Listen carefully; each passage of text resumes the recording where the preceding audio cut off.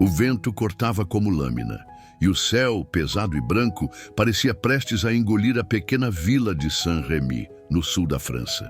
Era janeiro de 1945, poucos meses após a libertação do vilarejo pelas tropas aliadas. O inimigo havia recuado, mas a guerra, ela ainda morava ali, no frio, nos escombros. Na ausência, Élise apertava o casaco puído contra o corpo magro, enquanto cruzava a rua coberta de lama, endurecida e neve. Os sapatos estavam furados e os dedos dos pés já não respondiam ao comando do cérebro. Mas ela seguia, sempre em silêncio, sempre atenta.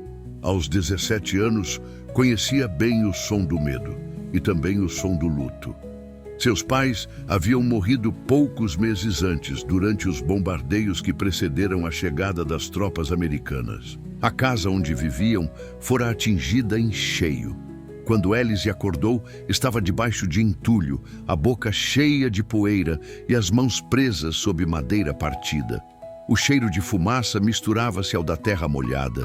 Nunca viu os corpos dos pais. O vizinho, que a resgatou, disse que era melhor assim. Desde então, vivia no sótão abandonado da antiga escola. Pegava restos de comida, trocava silêncios por migalhas e evitava os soldados, mesmo os que vinham como aliados. A presença americana trazia promessas de reconstrução, mas não resolvia a fome, nem o vazio. Naquela manhã, faminta, decidiu tentar o mercado improvisado pelos militares. Talvez encontrasse um pouco de pão ou uma batata esquecida. Ao se aproximar, viu caixas de suprimentos empilhadas e alguns soldados organizando mantimentos. Uma tenda improvisada oferecia sopa rala a idosos e crianças. Ela ficou na borda, observando, sem coragem de se aproximar. Esperou o momento certo. Quando um grupo de soldados se afastou, agarrou uma maçã de uma caixa aberta e correu. Não chegou longe. Um grito soou atrás. Um militar tentou alcançá-la, mas ela virou a esquina, tropeçou e caiu de joelhos na neve barrenta. As mãos sujas seguravam a maçã com força. O peito arfava.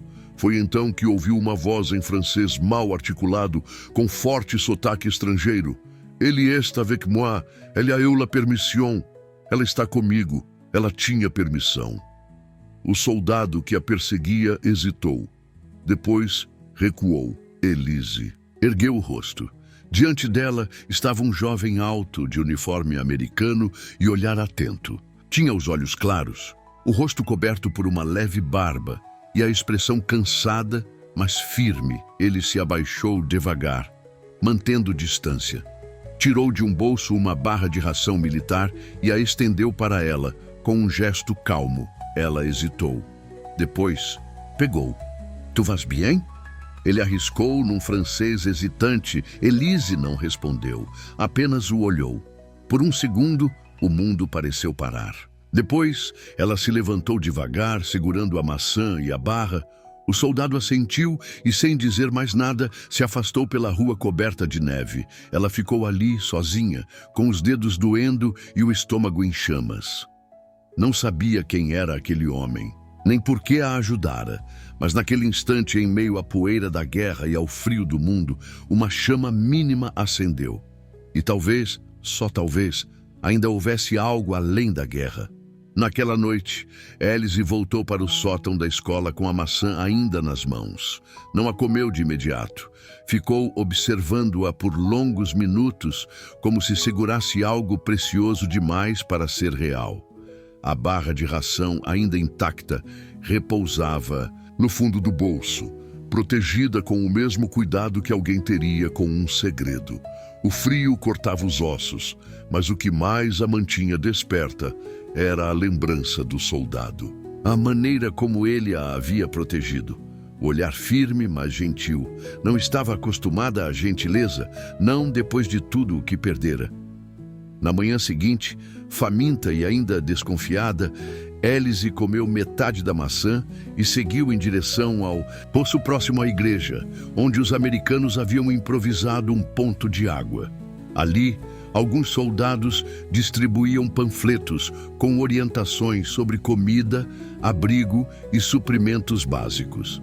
Foi nesse lugar que o viu novamente. O soldado estava de pé, encostado em uma cerca de madeira, conversando com outro militar. Usava o mesmo casaco da noite anterior e tinha a postura tranquila de quem parecia deslocado naquela realidade, mas ainda assim profundamente presente. Seus olhos, ao reencontrá-la, se suavizaram com um pequeno sorriso.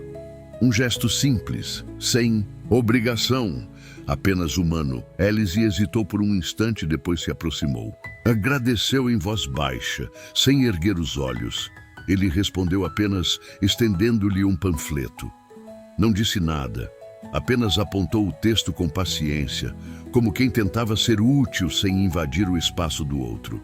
Em seguida, levou a mão ao próprio peito e pronunciou seu nome. James. Ela retribuiu com o dela. Alice. Ele repetiu, no jeito tropeçado dos estrangeiros. Ainda assim, o som pareceu bonito. A conversa não avançou. Mas não era preciso. Por alguns minutos, os dois permaneceram ali, sob o frio que começava a enfraquecer, em silêncio. Não havia perguntas nem explicações. Apenas a quietude de dois sobreviventes se reconhecendo, sem pressa, sem promessas. Naquele instante, Elise não sabia quem era James, de onde vinha ou o que carregava no olhar. Só sabia que ele havia aparecido no meio do vazio e não pedira nada em troca. E às vezes, em tempos de guerra, isso era o suficiente para reacender algo. E o mundo tentou apagar confiança. Com o passar dos dias, Alice passou a ver James com mais frequência. Não havia encontros marcados. Eles apenas se cruzavam, como quem percorre os mesmos caminhos em mundos diferentes. Mas, por alguma razão, agora conectados, ela o via perto, do ponto de distribuição de mantimentos, conversando com crianças curiosas. Às vezes, ajudando idosos a carregar sacos de farinha. Ele era diferente dos outros soldados. Falava pouco, mas com os olhos atentos. Não ria alto. Não fazia piadas. Parecia carregar algo que o mantinha firme, mas distante. Alice também se mantinha à parte. Observava tudo com cautela. Ainda não confiava no futuro, mas aos poucos sentia que James era uma pausa dentro do caos. Num fim de tarde gelado, enquanto recolhia lenha perto da antiga escola, o viu mais uma vez. Ele se aproximou devagar e dessa vez trouxe algo mais. Um pequeno caderno com desenhos. Esboços simples. Casas, árvores, rostos. Entre eles, um retrato inacabado. Uma garota de cabelo preso e olhos grandes. Ele a mostrou com um leve sorriso e apontou para o papel como quem perguntava: "Posso terminar?" Alice assentiu, com um sorriso tímido. A partir daquele dia, passaram a se encontrar mais conscientemente. Ele trazia palavras em francês rabiscadas num pedaço de papel e tentava pronunciá-las. Ela corrigia com delicadeza. Em troca, aprendia expressões em inglês. Algumas ela repetia baixinho, com o sotaque carregado que o fazia rir baixinho. Mas nunca zombava. Falavam pouco, mas diziam muito. Compartilhavam histórias aos poucos. Alice contava sobre a casa que perdeu, sobre a cozinha da mãe, o cheiro do pão de manhã. James falava da fazenda do pai, da mãe que perdera jovem e do irmão mais velho que lutava na Itália. Suas palavras vinham como fios, desconexos no início, depois se entrelaçando. Em certa noite, sentaram-se próximos à fogueira montada pelos soldados. Era permitido aos civis ficar ali por algum tempo. A guerra havia recuado, mas o medo ainda rondava. James tirou do bolso um bombom. Estava levemente derretido, mas intacto. Entregou a Alice com cuidado. Ela aceitou. E naquele gesto, tão simples, sentiu uma emoção estranha. Havia bondade, havia presença, havia vida. Pela primeira vez, desde que perdera os pais, Alice não se sentia completamente sozinha e, mesmo sem dizer, sabia, entre as bombas e o frio, algo estava florescendo. Não era apenas sobrevivência, era esperança. Era uma manhã cinzenta, quando o som dos tiros voltou a rasgar o ar. Apesar da região já ter sido libertada, grupos isolados de soldados alemães ainda se escondiam nos arredores, resistindo em silêncio. De vez em quando surgia um estalo distante, uma explosão breve, um corpo que não voltava. A vida pós-libertação era assim, uma mistura de alívio e tensão constante. Naquele dia, Alice caminhava perto do mercado improvisado, onde costumava encontrar James. Mas ele não estava ali, nem entre os caminhões, nem perto das barracas. Perguntou discretamente a um dos soldados americanos. Recebeu apenas um olhar rápido e um murmúrio. Saída de patrulha, emboscada ao norte. O chão pareceu sumir sob os pés dela. Tentou manter a calma, mas não conseguiu. Os dedos tremiam. Voltou para a escola vazia e passou a tarde sentada no chão do sótão, apertando contra o peito o papel onde ele havia escrito seu nome em francês. A letra era torta, mas clara. Alice. A noite chegou. E ele não voltou. No dia seguinte, as explosões recomeçaram. A vila inteira se encolheu. Naquela madrugada, a dor que ela pensava já ter esgotado encontrou um novo lugar. O vazio de perder alguém sem aviso, sem despedida. De novo, James havia se tornado uma pequena luz dentro do mundo dela. E agora desaparecera. Por 3 dias, Alice vagou como sombra. O frio aumentava. As fogueiras ficavam mais raras. Ninguém falava dele. E ela não tinha coragem de perguntar. No 4º dia, voltou ao poço. O céu estava branco e a água congelava. Nas bordas, foi ali que o viu, andando devagar, apoiado em uma muleta improvisada, com o braço enfaixado e o rosto coberto por hematomas, mas vivo. James. Ela parou no meio do caminho. O coração disparou. Ele também a viu. E sorriu. Um sorriso pequeno, dolorido, mas verdadeiro. Ela correu. Parou a poucos passos dele, sem saber se o tocava, se chorava, se gritava.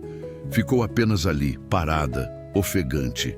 James levou a mão livre ao bolso e tirou lentamente um papel amassado. Era o mesmo desenho que começara dias antes. Agora, estava completo. A imagem dela, sentada na beira do poço, com os olhos voltados para o céu. Ela segurou o papel com as mãos trêmulas. Não disse nada. Ele também não. Mas naquele silêncio havia tudo. O clima em Saint-Rémy começava a mudar. O inverno ainda castigava, mas o céu, por vezes, deixava passar alguma luz. A guerra já não rugia ali, mas o silêncio deixado por ela era quase tão perturbador quanto os tiros. James já se movimentava. Melhor. Ainda mancava, mas o corpo começava a responder. Ele passava os dias em relatórios, reuniões discretas e parecia cada vez mais inquieto. Foi numa dessas tardes, de céu cinza e vento úmido, que ele voltou à escola abandonada, onde Alice ainda dormia. Levava no rosto uma urgência diferente. Nos olhos, algo mais profundo que dor. Decisão. Ela soube que algo estava errado antes que ele dissesse qualquer coisa. Com esforço, ele explicou. Recebera uma notificação oficial. Deveria retornar aos Estados Unidos em menos de uma semana. O ferimento no braço e a reorganização do batalhão tornavam sua permanência na Europa desnecessária. Era uma ordem irrevogável. E então, pela primeira vez, ele a convidou com palavras diretas. Disse que tinha um contato entre os oficiais que poderia ajudá-los. Não seria fácil, nem exatamente permitido, mas era possível. Ele queria que ela fosse com ele, que deixasse aquele lugar de uma vez, que começasse outra vida, longe das ruínas. Alice não respondeu. Não sabia o que pensar. Era tudo rápido demais, grande demais. América uma nova língua, um mundo onde ela não existia. James não insistiu. Apenas deixou com ela um pequeno lenço branco e disse em voz baixa que ela só precisava aparecer com aquilo amarrado no punho na manhã da partida, caso decidisse ir. Depois se afastou. Naquela noite, Alice dormiu mal. Sonhou com a casa destruída, com os gritos dos pais, com o sótão escuro. Acordou com o coração disparado e a garganta seca. Na manhã seguinte, ao buscar água no poço, foi abordada por um oficial americano que não conhecia. Ele exigiu saber o que ela fazia ali, tão próxima da base. Ela tentou explicar em francês, quebrado, que apenas buscava água, mas ele não a ouviu. Disse que era proibido civis frequentarem certas áreas, especialmente garotas francesas sem registro. Ele ameaçou denunciá-la e exigiu que se retirasse imediatamente. À tarde, soube que o mesmo oficial havia feito um relatório, que talvez os soldados da vila seriam proibidos de interagir com os civis nos dias seguintes. James, ao saber, foi até ele. Discutiram. Ninguém soube o que foi dito. Mas quando James voltou a vê-la, havia frustração em seu rosto e impotência. Disse que o tempo estava se esgotando, que se ela quisesse, teria que estar no caminhão com ele na manhã da partida. Seria a única chance. Elise assentiu, mas não prometeu nada. Na véspera da partida, a vila estava silenciosa. O frio apertava e o sótão da escola parecia ainda menor. Ela passou horas olhando para o lenço branco nas mãos. E se não fosse real? E se chegasse lá e ele mudasse? E se nunca pertencesse àquele outro mundo? Mas também pensava em ficar sozinha, no mesmo lugar onde tudo havia acabado. O tempo passou devagar naquela noite, e quando o sol começou a subir, ela já não estava no sótão. Estava caminhando, em silêncio, pela estrada de terra molhada. Os cabelos presos com pressa, as roupas mais limpas que conseguiu encontrar, e no punho, o lenço branco. James já estava sentado na parte de trás do caminhão, o olhar perdido.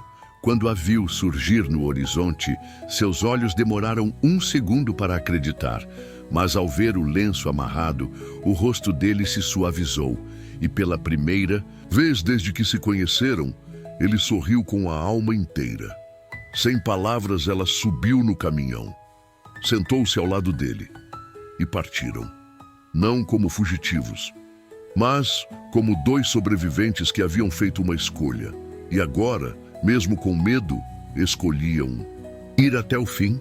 A estrada até a base militar avançava por campos devastados e pequenas cidades que ainda exalavam fumaça de dias anteriores. O caminhão sacudia sobre o chão irregular, fazendo a madeira ranger.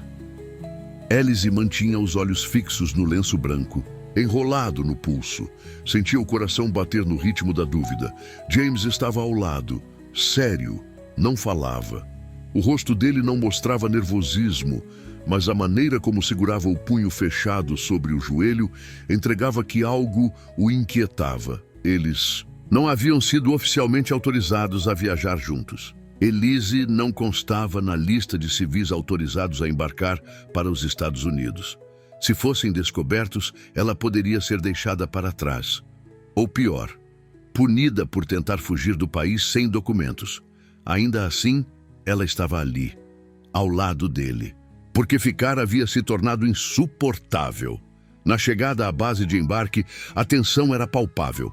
Soldados e enfermeiros caminhavam apressados entre barracas e caixotes de suprimentos. O cheiro de graxa, ferro e maresia se misturava com a ansiedade. O navio partiria ao entardecer. James desceu do caminhão com firmeza. Não parecia alguém pedindo favores. Caminhava como quem tinha autoridade, mas que sabia o risco que corria. Falou com dois soldados, apontou papéis, deu ordens baixas. Parecia confiante, mas seus olhos procuravam Alice o tempo todo. Ela ficou sentada em um canto, quieta, tentando parecer invisível. Foi então que um capitão se aproximou. Era o mesmo oficial que dias antes havia desconfiado dela. Parou a Poucos metros, e a observou com olhos estreitos. Não falou nada, mas parecia saber. Ficou ali por um instante, e depois se afastou. James notou o olhar e foi atrás do oficial. Discutiram algo em voz baixa. Alice não entendeu as palavras, mas viu o tom. Viu James gesticular com força. Viu o oficial balançar a cabeça. E, por fim, calar. James voltou até ela. Disse apenas, fique perto, não diga nada. Ela assentiu. As horas que se seguiram foram lentas. Ela esperava sob uma lona, entre caixas de suprimentos, enquanto os soldados embarcavam aos poucos. O navio balançava ancorado no porto. Imenso, cinzento, com cheiro de ferrugem e destino. James a chamou quando a fila final começou a se formar. Com passos rápidos e o olhar firme, conduziu Alice até a lateral do grupo, como se fosse apenas mais uma paciente sendo transferida. Ela usava um dos casacos do exército emprestado, e o lenço branco estava agora escondido no bolso. Um soldado jovem parou diante deles, com a prancheta nas mãos. James apontou os papéis. Falou algo em inglês firme. O soldado hesitou. Outro, oficial, se aproximou.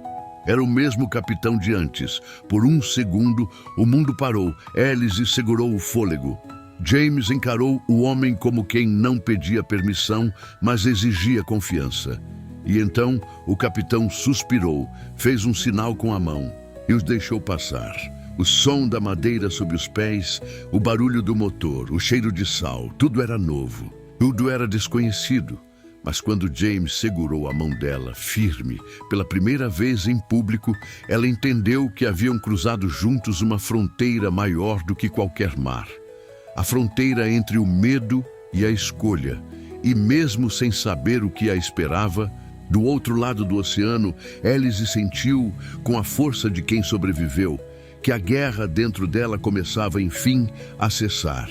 O navio avançava devagar pelo Atlântico, como se não tivesse pressa de chegar. As águas eram imensas, cinzentas, e pareciam espelhar o silêncio que tomava conta do convés. Civis e soldados se distribuíam pelos corredores e cabines apertadas. Alguns dormindo em redes, outros apenas sentados com o olhar perdido no horizonte. Alice passava as horas em um banco de madeira próximo à lateral do navio. O vento cortava o rosto, mas ela não se importava. Estar ali, no meio de um oceano, fazia com que tudo parecesse um sonho absurdo e possível ao mesmo tempo. James se mantinha por perto. Conversava com outros militares, mas sempre voltava para junto dela. Levava chá, cobertores, às vezes um sorriso discreto que durava pouco, mas bastava. Eles não falavam muito. No mar, o silêncio era diferente. Era necessário. Nas noites mais escuras, Alice acordava assustada com o barulho das ondas batendo no casco. Por um instante, em cada uma dessas vezes, pensava que estava de volta ao sótão da escola ou presa sob os escombros da casa dos pais. Os sonhos traziam vozes, gritos, cheiro de fumaça. Ela não contava isso a James. Mas numa madrugada em que não conseguiu dormir, foi até a parte superior do convés. Sentou-se no chão de metal, abraçando os joelhos, os olhos fixos no céu. Não havia lua, só um breu infinito. James apareceu minutos depois. Sentou-se ao lado dela, sem perguntar nada. Ficaram ali por um longo tempo, e então, com a voz quase imperceptível, ela falou, pela primeira vez, sobre os pais, sobre o barulho, sobre o sangue, sobre o vazio. Ele não tentou confortá-la. Não disse que ficaria tudo bem, apenas ouviu. E quando ela terminou, ele contou sobre a mãe dele, como ela havia morrido jovem durante o parto do irmão mais novo, como o pai, mesmo rico, nunca soube amar da forma certa, e como o silêncio em sua casa era diferente, mais frio que a guerra. Foi ali, sentados no chão de ferro, envoltos por vento e memória, que Alice percebeu. Mesmo tão diferentes, carregavam os mesmos buracos. Não eram dois que se completavam, eram dois que se reconheciam. No quinto dia de viagem, as gaivotas apareceram no céu e o cheiro da terra se misturou ao sal. Alice encostou a testa no vidro da cabine e viu pela primeira vez a silhueta da América surgindo no horizonte. Não sabia o que a esperava, mas pela primeira vez desde que a guerra começou, sentia que talvez merecesse recomeçar. E ao seu lado estava ele. O soldado que não a salvou como nos livros, mas a viu, a ouviu, a esperou e agora caminhava com ela, não como um herói, mas como um lar possível. O porto era silencioso ao amanhecer. Alice desceu do navio com passos lentos, os olhos arregalados diante da imensidão de um mundo novo. As construções, os sons, a língua, tudo era diferente. Mas ao seu lado, firme, James caminhava como quem a conhecia o suficiente para não apressá-la. De trem, seguiram até Boston. A viagem foi longa, mas tranquila. James falava pouco, mas sorria com mais frequência, como se esperasse o momento certo para revelar algo que guardava há tempo. Quando finalmente chegaram à propriedade, Alice pensou que haviam se perdido. A casa não parecia um lar, parecia uma pintura antiga. Paredes de pedra clara cobertas por era, janelas altas, colunas de mármore no pórtico. Um portão de ferro trabalhado se abriu lentamente diante deles, enquanto árvores de inverno flanqueavam a estrada particular. Ela parou. James apenas disse, com simplicidade, que aquela era sua casa de infância, que havia crescido ali, mas nunca pertencido àquele lugar, até agora. No interior da casa, os corredores eram silenciosos, cheios de quadros, móveis antigos e o cheiro de madeira encerada. Funcionários caminhavam discretamente. Um mordomo a chamou de senhorita Alice com gentileza. Ela sentiu os joelhos fraquejarem, mas James segurou sua mão. E aquilo bastava. Nos dias seguintes, ela descobriu o jardim de inverno, a biblioteca com janelas imensas e um piano antigo, que ninguém tocava há anos. James mostrou a ela onde ficavam os livros em francês. Mandou preparar um quarto com vista para o lago e entregou-lhe uma chave, pequena, prateada, que abria uma pequena sala com tintas, papéis e cavaletes. Um ateliê improvisado. Para quando você quiser lembrar quem é, ele disse, ela. Não chorou, não precisava. Estava inteira, pela primeira vez em muito tempo. Alice ainda carregava os fantasmas da guerra, sempre carregaria. Mas ali, naquele novo mundo, entendeu que não precisava apagá-los, só aprender a viver com eles. E James? Ele era muitas coisas. Um soldado, um herdeiro, um homem quieto, ferido, mas inteiro. Não era seu salvador, era seu companheiro. Juntos caminhariam por um mundo onde os tiros haviam se calado. Agora só restavam as escolhas. Essa não é uma história de resgate, é uma história de encontro entre duas almas marcadas pela guerra que decidiram, contra tudo, confiar que havia vida além da dor. Porque sobreviver é uma coisa, recomeçar é coragem. Gostou dessa história? Então, não vá embora sem deixar sua marca. Curta o vídeo se essa jornada tocou seu coração. Compartilhe com alguém que precisa lembrar que sempre é possível recomeçar. Inscreva-se no canal para acompanhar mais histórias emocionantes como essa. E volte em breve, porque aqui toda história tem alma.